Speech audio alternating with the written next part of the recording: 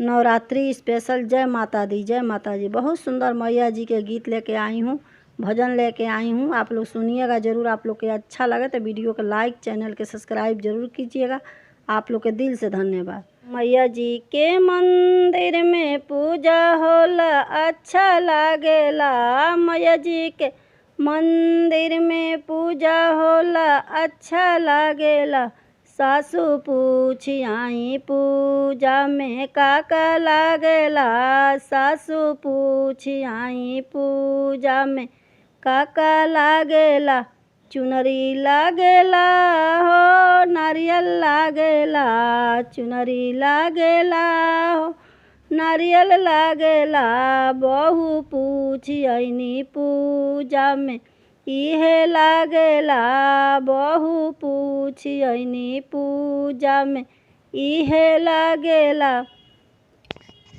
मैया जी के मंदिर में पूजा होला अच्छा लागेला। मैया जी के मंदिर में पूजा होला अच्छा लागेला।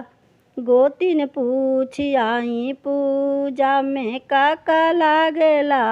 गोतिन पूछी आई पूजा में काका लागेला। सिंदूर लागेला हो बिंदिया लागेला। सिंदूर लागेला हो बिंदिया लागेला। गोतिन पूछी आईनी पूजा में इहे लागेला। गोतिन पूछी आईनी पूजा में इहे लागेला। मैया जी के मंदिर में पूजा होला अच्छा लागेला। मैया जी के मंदिर में पूजा होला अच्छा लागेला। ननद पूछी आई पूजा में काका लागेला। ननद पूछी आई पूजा में काका लागेला। फूलवा लागेला हो जलवा लागेला। फूलवा लागेला हो जलवा लागेला। भाभी पूछी आईनी पूजा में इहे लागेला। भाभी पूछी आईनी पूजा में इहे लागेला। मैया जी के मंदिर में पूजा होला अच्छा लागेला। मैया जी के मंदिर में पूजा होला अच्छा लागेला। सासू पूछी आई पूजा में काका लागेला। सासू पूछी आई पूजा में काका लागेला।